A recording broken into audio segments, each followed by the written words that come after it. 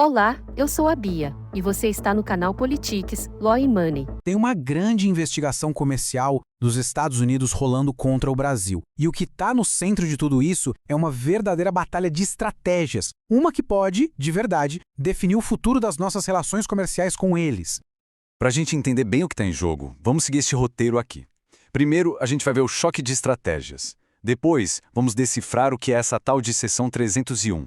Aí a gente mergulha nas acusações, analisa a defesa do Brasil, que é bem arriscada, e, por fim, tenta entender para onde as coisas vão daqui para frente.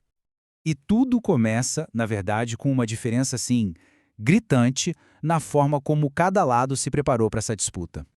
De um lado, a gente tem a artilharia pesada americana com 189 documentos. E não é gente qualquer, não. É um grupo super bem coordenado que vai de Hollywood e gigantes da tecnologia até produtores agrícolas.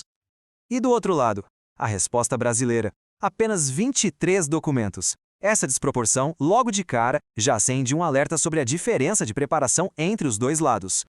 E olha, a diferença não é só na quantidade de papéis, é na abordagem, sabe? A estratégia americana é toda coordenada, cheia de dados, e o mais impressionante, eles usam fontes oficiais do próprio Brasil para comprovar os danos que eles alegam.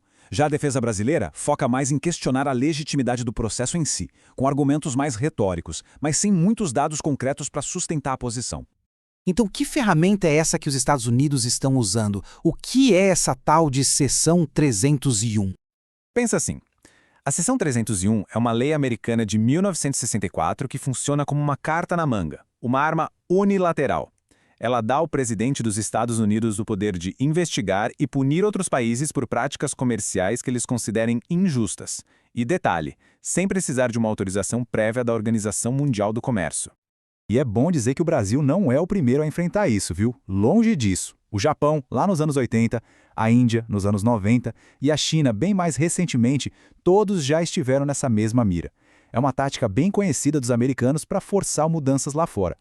Mas, afinal, do que exatamente o Brasil está sendo acusado? Vamos mergulhar agora nos pontos centrais dessa briga. O primeiro ponto, e esse pega muita gente de surpresa, é sobre o nosso Pix. Sim, o sistema de pagamento instantâneo. O argumento central dos americanos é o seguinte: ao tornar o Pix gratuito e obrigatório para os bancos, o governo brasileiro estaria, na prática, sufocando concorrentes como o Visa e Mastercard. Eles chamam isso de subsídio disfarçado e alegam perdas na casa dos bilhões de dólares. E os números são impressionantes, né? Em pouquíssimo tempo, o Pix simplesmente explodiu, abocanhando quase metade de todas as transações financeiras no país. Para nós, aqui no Brasil, é um sucesso absoluto. Para os Estados Unidos, é a prova material da distorção de mercado que eles alegam. Aí a defesa do Brasil aponta para fora, dizendo que outros países, inclusive os próprios Estados Unidos com o sistema deles, do FedNow, têm coisas parecidas. Só que os americanos têm uma resposta na ponta da língua. O FedNow é voluntário para os bancos. Já o Pix é obrigatório. E é essa obrigatoriedade que, segundo eles, cria a competição desleal. O segundo ponto de atrito é bem delicado. A investigação mira as ações da justiça brasileira contra as grandes plataformas de tecnologia, as redes sociais. A reclamação das empresas americanas é que as ordens judiciais aqui no Brasil para remover conteúdo vêm com prazos curtíssimos, tipo 2 a 4 horas, e com ameaças de multas altíssimas. Isso, segundo eles, cria um caos operacional e foge muito do padrão internacional, como na Alemanha, onde o prazo é de 7 dias. A resposta do governo brasileiro, por sua vez, tenta tirar o assunto do campo comercial. A defesa diz que essas ações são exercício legítimo da nossa soberania para proteger a democracia e que as regras valem para todo mundo, sem discriminação. E por último, uma acusação que conecta uma coisa que, à primeira vista, não parece ter a ver com comércio: os desafios ambientais do Brasil. A alegação aqui é que uma fiscalização ambiental mais frouxa permite que produtos brasileiros, como madeira, por exemplo, cheguem ao mercado internacional com um preço bem mais baixo. Na prática, eles argumentam que isso funciona como um subsídio ilegal, dando uma vantagem competitiva injusta para o Brasil. Diante de acusações tão sérias e bem fundamentadas em dados, a estratégia de defesa que o Brasil escolheu se torna crucial. E é exatamente aqui que os maiores riscos começam a aparecer.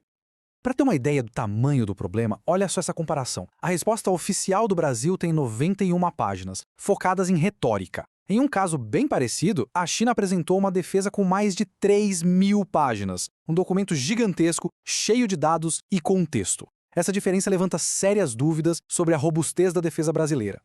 E por que se preocupar tanto com isso? Porque as consequências podem ir muito, mas muito além de simples tarifas de importação. As retaliações podem incluir restrições tecnológicas diretas ao PIX, proibições em cadeias de suprimentos e até sanções a autoridades, o que poderia isolar setores-chave da nossa economia.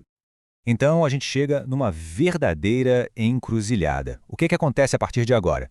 Qual é o próximo passo nesse processo todo? Todos os olhos estão voltados para a audiência pública que vai acontecer em Washington. É lá que o Brasil vai ter a chance de apresentar seu caso diretamente. E esse vai ser o momento decisivo, para ver se a estratégia muda, se o Brasil vai deixar de só contestar o processo para de fato responder às acusações com dados. No fim das contas, a escolha que o Brasil fizer nos próximos passos pode definir a nossa relação comercial com os Estados Unidos por muitos e muitos anos. Fica a pergunta no ar: o país vai seguir no caminho do confronto ou vai dar uma guinada em direção a uma negociação mais construtiva? Esse foi mais um relato forte aqui no Politics, Law e Money. Se você gostou do conteúdo, deixe seu comentário, compartilhe e nos siga. Sua voz é importante e faz toda a diferença.